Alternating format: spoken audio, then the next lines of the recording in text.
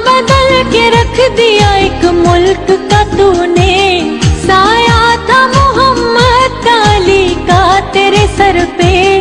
दुनिया से कहा तूने कोई हमसे ना उलझे, लिखा है इस ज़मीं पे शहीदों ने लहू से।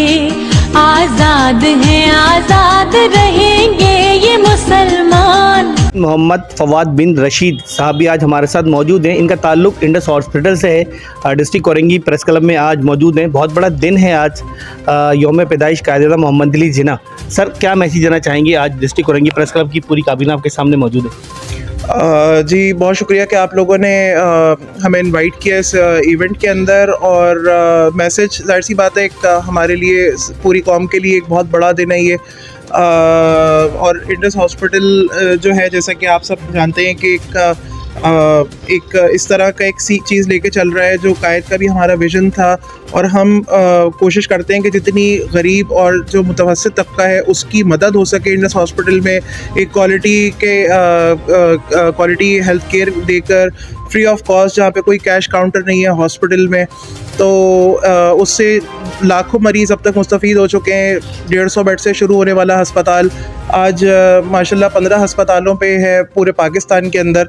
और माहाना जो है वो तकरीबन कोई 4.5 लाख मरीज़ हमसे फ़ायदा हासिल कर रहे हैं।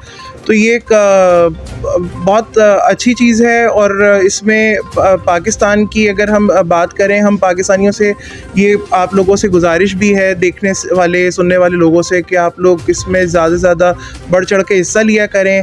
अपने जो वो भाई या बहनें जो इलाज कराने के लिए जिनके पास पैसे नहीं होते, या लोग ये सोचते हैं कि हस्पताल का नाम होगा, वो घर में यही सोच के बीमारी में अपनी ज़िंदगी उनकी इख्तिताम पजीर हो जाती है कि हमारे पास पैसा नहीं है।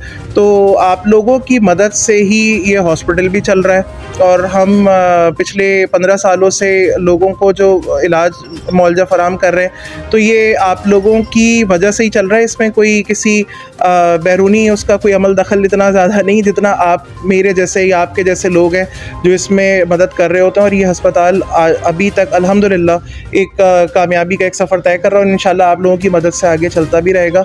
तो कायद का विज़न भी, और हम काम खिदमत जो करने